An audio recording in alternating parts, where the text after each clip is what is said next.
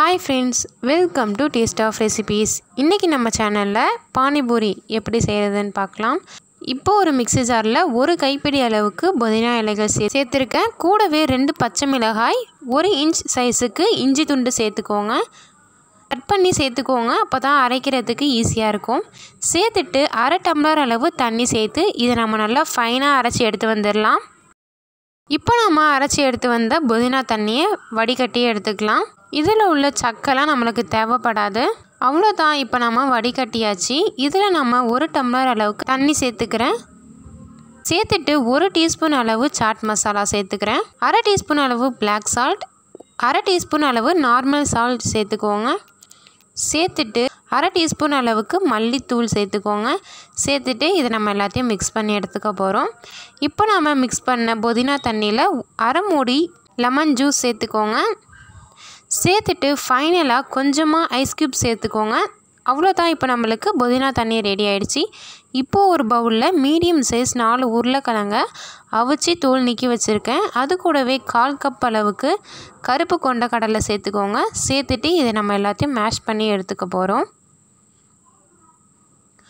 அவ்வளோதான், இப்போ நம்ம ரொம்பவே சூப்பராக மேஷ் பண்ணி எடுத்தாச்சு. இதில் நம்ம 3/4 டீஸ்பூன் அளவு சாட் மசாலா, 1/2 டீஸ்பூன் அளவு பிளாக் சால்ட் ஆப்ஷன் தான், 1/4 டீஸ்பூன் அளவு மிளகாய்த்தூள், 1/2 டீஸ்பூன் அளவுக்கு மல்லித்தூள் சேர்த்துட்டு கொஞ்சமாக சாப் பண்ண வெங்காயம், கொஞ்சமாக மல்லி இலை சேர்த்துட்டு இதை நம்ம நல்லா மிக்ஸ் பண்ணி எடுத்துக்க போகிறோம். இந்த பானிபூரி ரெசிபிக்கு வந்து நான் பிளாக் சால்ட்டு சேர்ப்பேன். உங்கள்கிட்ட பிளாக் சால்ட் இல்லைன்னா நார்மல் சால்ட்டே சேர்த்துக்கலாம்.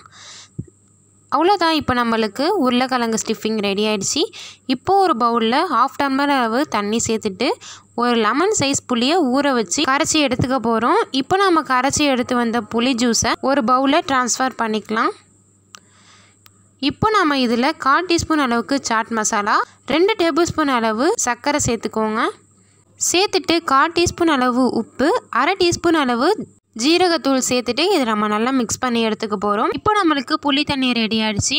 இப்போ ஒரு கடாயில் எண்ணெய் நல்லா ஹீட் ஆனதும் பானிபூரி பப்படை சேர்த்து இதை நம்ம நல்லா ஃப்ரை பண்ணி எடுத்துக்க போகிறோம். இது வந்து ரெடிமேட் பப்படை தான், நார்மலாக மார்க்கெட்லலாம் கிடைக்கும். இது வந்து நம்ம 2 சைடும் கோல்டன் ப்ரௌன் ஆகிற வரைக்கும் நல்லா ஃப்ரை பண்ணி எடுத்துக்க போகிறோம். அவ்வளோதான், இப்போ நம்மளுக்கு ரொம்பவே சூப்பராக பானிபூரி ரெடி ஆகிடுச்சு. ஃபைனலாக கொஞ்சமாக கார்ன் சிப்ஸ் சேர்த்து இதையும் நம்ம ஃப்ரை பண்ணி எடுத்துக்கலாம்.